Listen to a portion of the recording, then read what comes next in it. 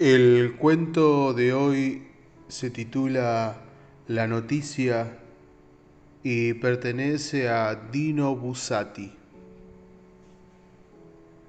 El maestro Arturo Saracino, de 37 años, ya en el fulgor de la fama, estaba dirigiendo en el Teatro Argentina la octava sinfonía de Brahms en La mayor, opus 137, y acababa de atacar el último tiempo, el glorioso Allegro Appassionato.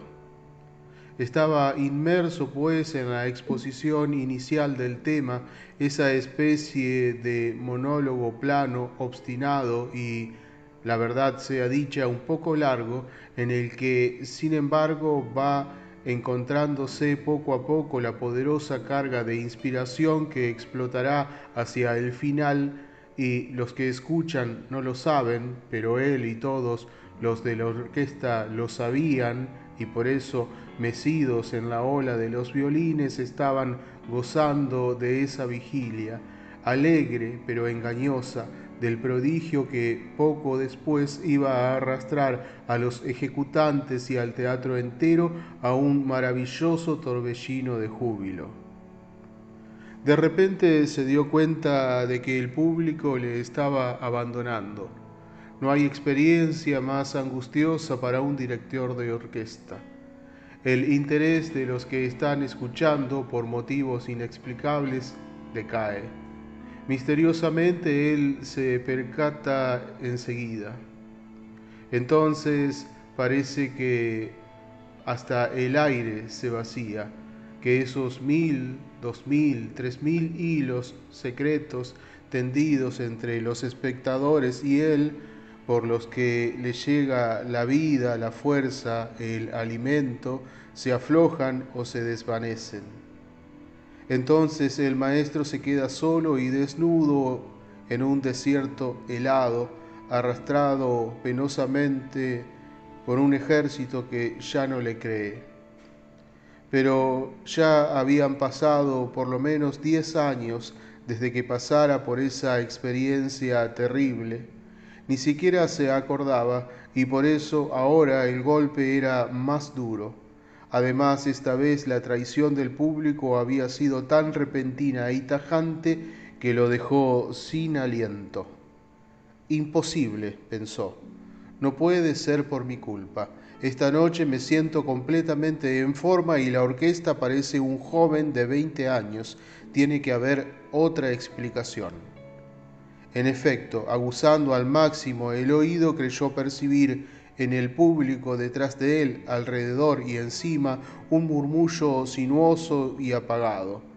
De un palco justo a su derecha le llegó un débil chirrido. Con el rabillo del ojo entrevió 2 o 3 sombras en el patio de butacas que se escurrían hacia una salida lateral. En el gallinero alguien siseó imperiosamente, imponiendo silencio, pero la tregua fue corta.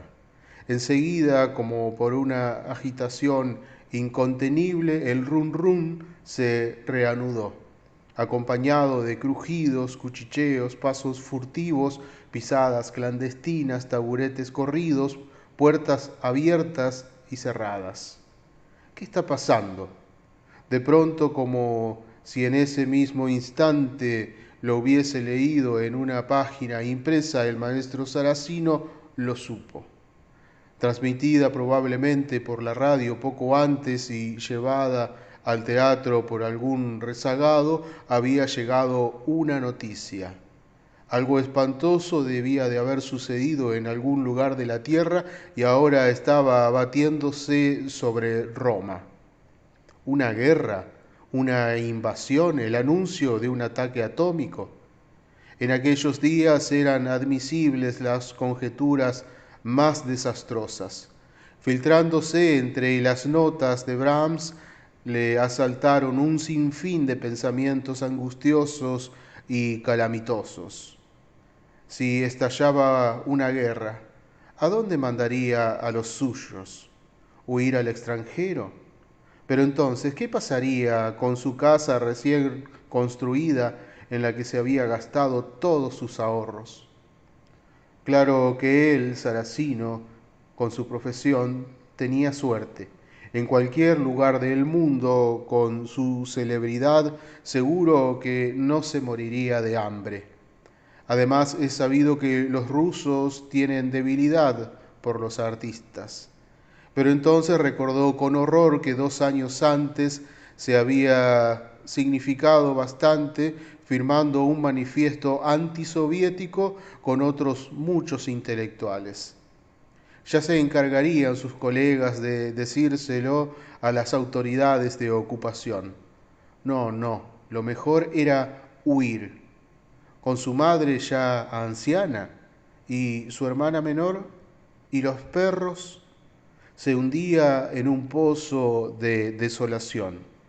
A estas alturas ya no cabía la menor duda de que había llegado una información acerca de una catástrofe fulminante.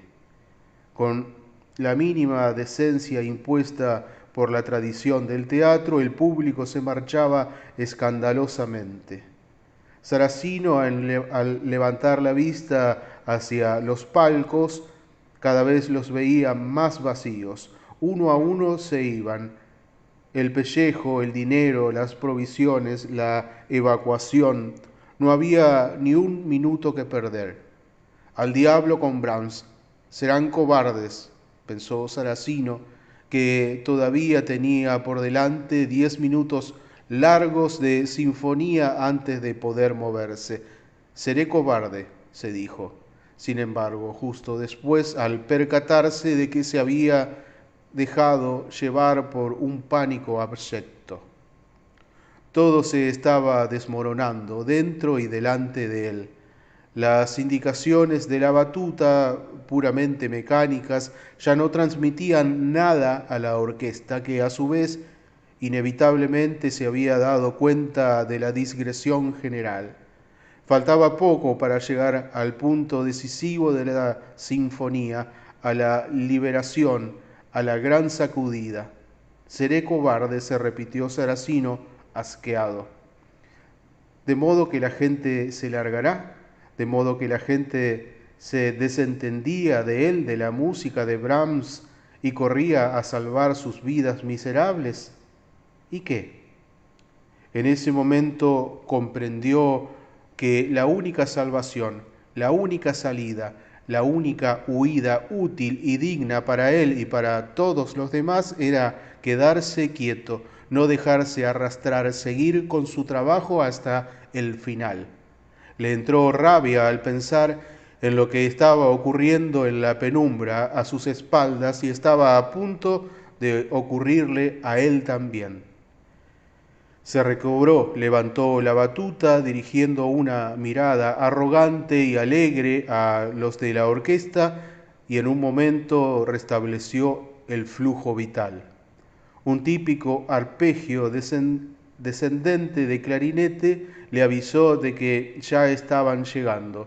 Iba a empezar el arrebato, la empinada salvaje con que la octava sinfonía salta desde la llanura de la mediocridad y con los encabalgamientos típicos de Brahms, en potentes ráfagas, se eleva verticalmente para descollar victoriosa en una luz suprema, como una nube. Se lanzó con ímpetu, desbordada por la cólera. La orquesta, estremecida, también se encabritó, oscilando pavorosamente durante una fracción de segundo, y después salió al galope, irresistible.